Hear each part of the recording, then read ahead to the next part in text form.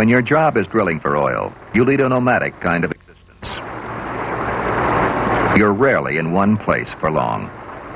And every time you move to a new location, you take your drilling rig with you.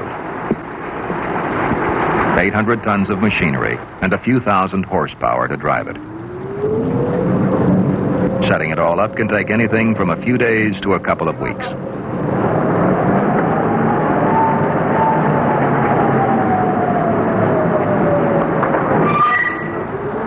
The choice of site for drilling an exploration well isn't ours. It's made by the geologist and geophysicist from their knowledge of the rocks that lie below, 10,000 feet or more. A classic choice would be over a dome-shaped fold in the rock layers, revealed by seismic survey. But in this business, a choice is a gamble. The chance you're counting on is that oil and gas formed somewhere in the vicinity millions of years ago could have migrated into the dome through layers of permeable rock and have accumulated there, hemmed in by an impermeable layer above. Once there, they would have separated, the gas on top of the oil, with groundwater round the flanks, all of them at high pressure. That's what we hope has happened, but it could take 8 weeks or more to prove it.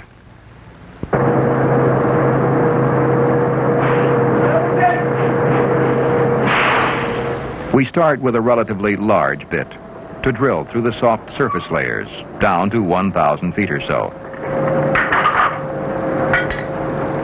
When your target is over 10,000 feet down, you don't just sink a deep hole. You build it carefully, stage by stage.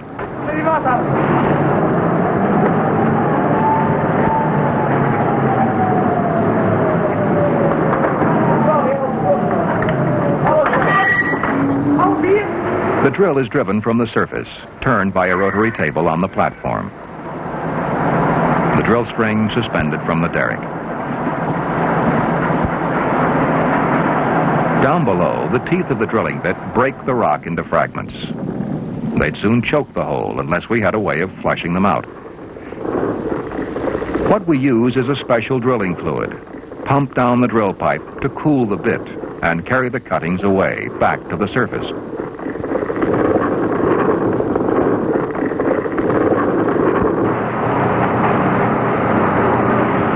The mud, as we call it, is channeled out over fine mesh screens, the shakers, to remove the coarse cuttings, and then passed through separators and settling pits to get rid of the finer material before it's recycled back down the hole.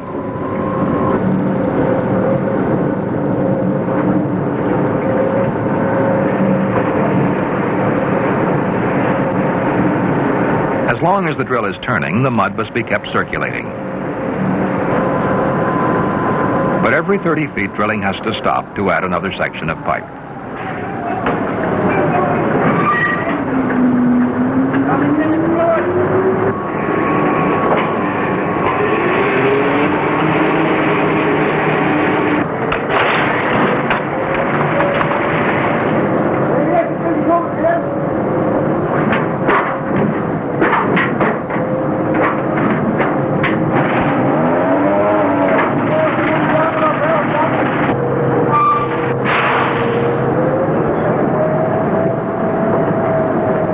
It's a tough job, and it calls for some slick coordination from the floor crew. But they all get plenty of practice.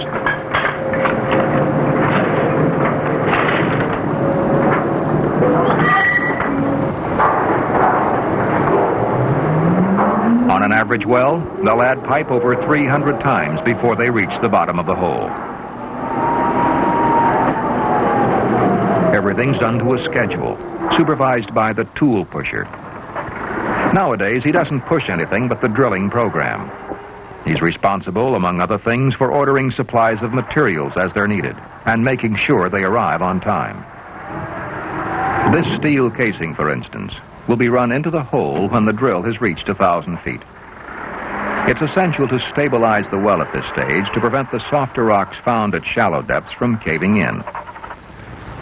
This will be the next job coming up in his program within the next few hours.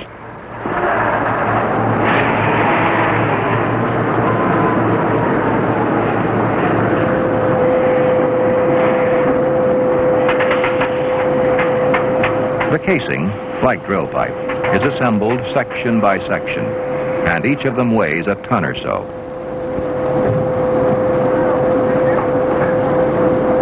These centralizers are fitted at regular intervals to keep the casing central in the hole as it goes down.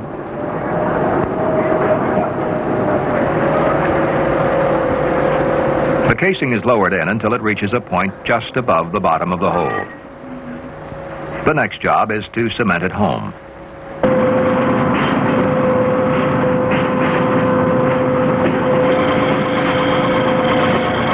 The cement is a wet slurry, pumped down the inside of the casing under pressure. Downhole, it flows through the end of the casing and is circulated around the outside and back to the surface, displacing the drilling mud ahead of it. The cement is followed by drilling mud to the bottom of the casing.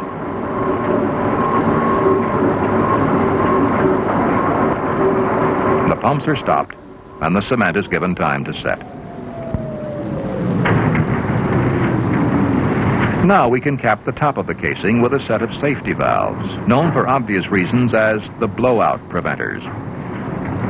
If further drilling were to encounter extremely high pressure, gas, oil, or water, we could have a problem. To contain it, we need a means of sealing off the hole at the surface. It's done by hydraulic rams that close off the gap between the drill string and the inside walls of the casing. As we go deeper, heavier wellhead equipment will be installed to control the higher pressures.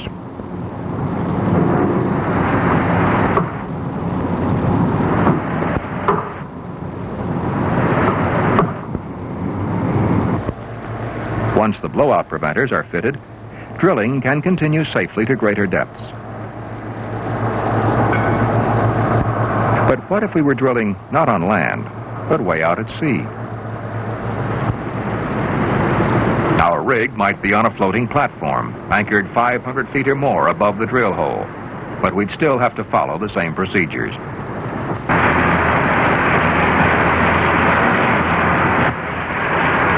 On a marine well, blowout preventers are every bit as vital, but they have to be fitted by remote control, sent down on guide wires, and locked onto the casing under the watchful eye of the television camera.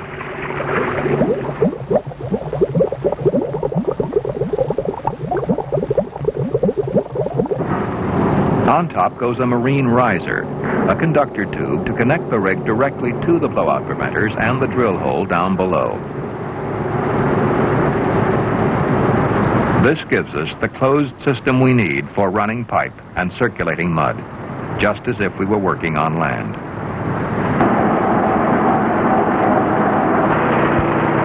As drilling goes on, the mud return shows the succession of different rock layers we're passing through.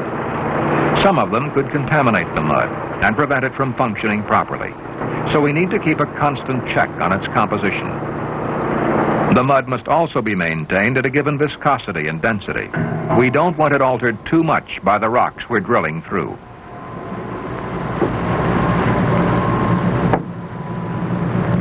Frequent checks are also made for any changes in the chemical composition. If we were to hit a layer of salt, for instance, we could be in deep trouble. The mud would cease to do its job, causing the hole to collapse and prevent drilling.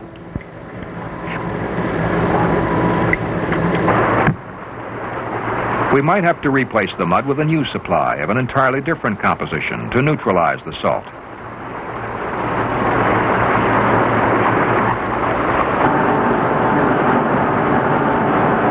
Up on the platform, an equally close eye is kept on the performance of the drill bit.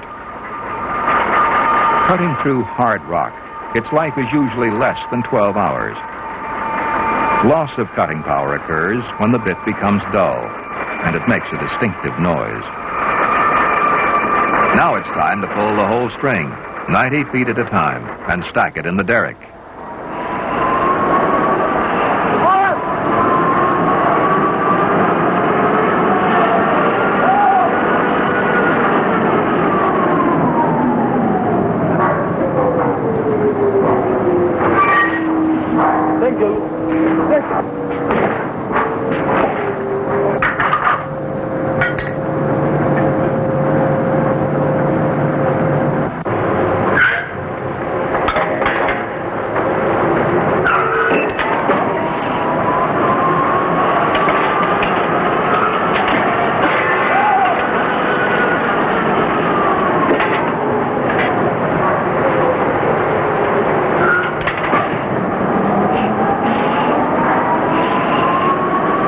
We can easily have 100 stands of pipe in the rack before we reach the bit.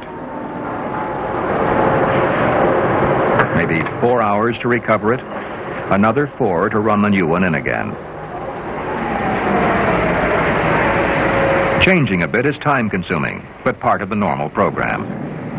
But drilling can sometimes encounter problems that are unpredictable.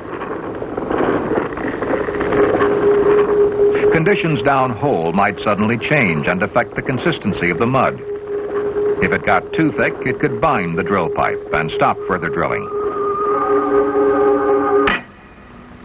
If it happens, you just pull out what you can. Then you go fishing, and with luck, you make contact.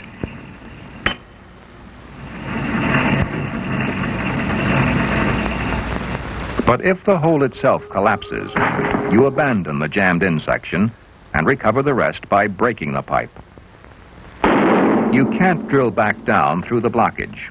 You have to bypass it, using special deviation equipment, offsetting a new hole at a predetermined angle.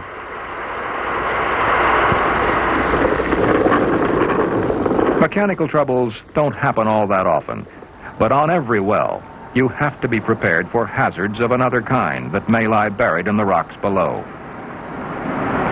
A sudden increase in mud flow from the well. Stop drilling and close the blowout preventers.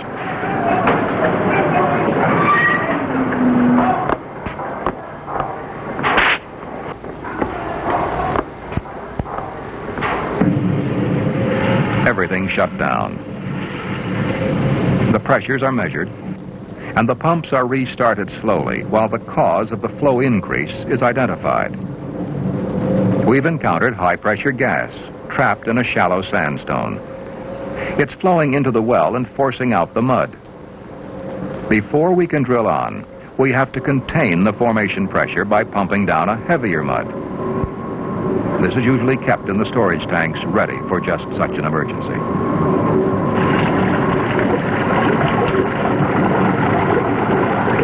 At 3,500 feet below, the gas is flowing into the hole. But as the new, heavier mud begins to circulate, the pressure is gradually overcome, and the flow stops.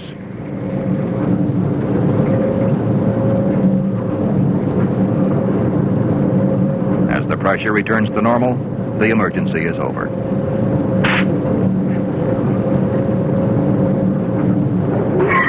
With the mud weight increased, we can now drill the rest of the gas zone. Then the hole can be lined with steel casing. Then with a smaller bit, on towards the target. Still a long way to go.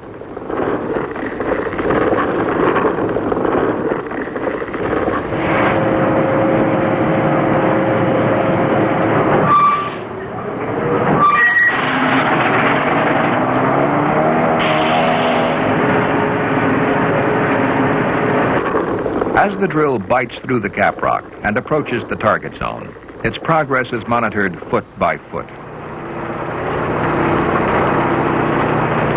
Inspection of the cuttings will give us the first indication of what really lies below the caprock, whether or not the choice of drill site was correct.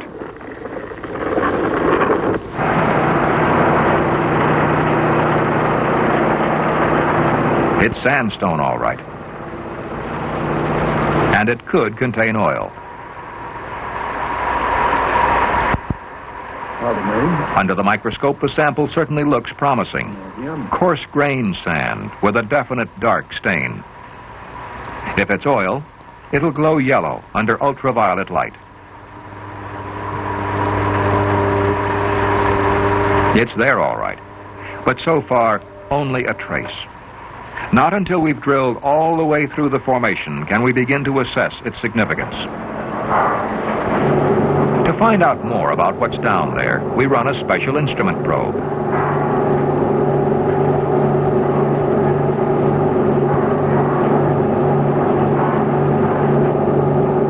The probe contains devices which measure certain electrical, acoustical, and radioactive properties of the different rock layers, and transmits them back to the surface where they are recorded.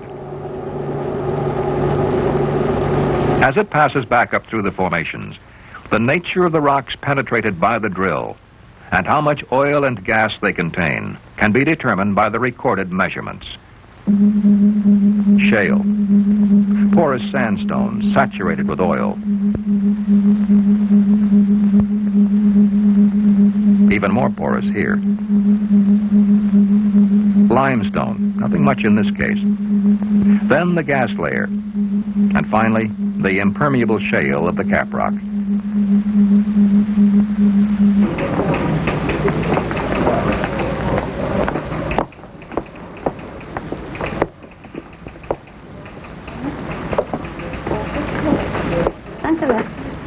We know there's oil and gas down there, but there's a lot to do yet before we've any idea of how much can be produced.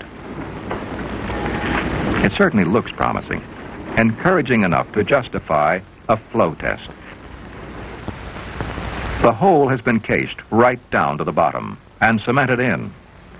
A flow tube is now run into the oil zone. To get at the oil, we have to perforate both the casing and the cement. We do it by firing a string of specially designed charges.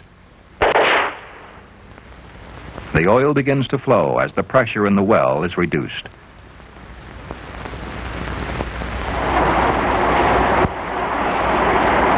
The flare-off of gas that comes up with the oil signals a successful test. To get this far has cost anywhere from $600,000 on land to $4 million offshore. Yet all we've managed to assess is the potential of the area immediately around a single drill hole. What interests us now is the rest of the structure. To find out the full extent of the oil reservoir, we have to drill more wells. The first outstep has found water-bearing sands, and we can now deduce the profile of the reservoir in this direction. Next, we drill a third well in line with the other two. This again finds water-bearing sands and completes the profile, the shape of the structure, and the position of the oil, gas, and water contacts. But the profile is still only a narrow band of information in one direction across the structure. To round out the picture, we now need to drill further outstep wells at right angles to the first three.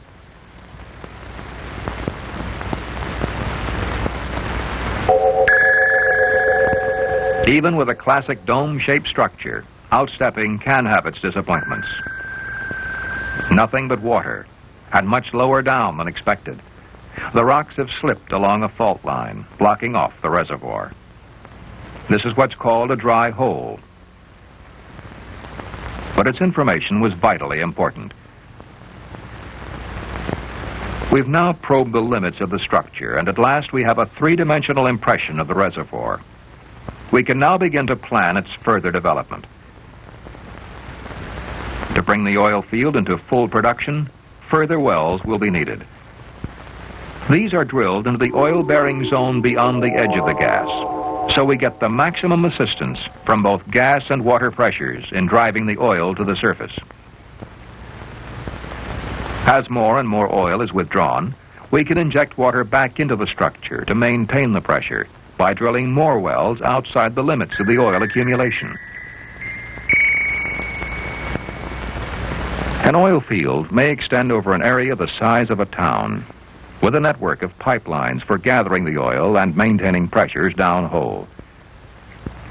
If the oil field were offshore, the whole installation, complete with treating facilities and pumps, would have to be concentrated into a very small area. To be economic offshore, drilling and producing facilities need to be located at a central point from a permanent platform. The oil reservoir is then developed to the same pattern as on land by using the technique of deviation drilling. New oil reserves are much harder to find nowadays, but when they are, it's most often in locations that are very difficult to develop. But wherever they exist, and however complex the development becomes, it is our job to reach them, using every human and environmental safeguard possible. Then, to recover as much as we can for as long as we can.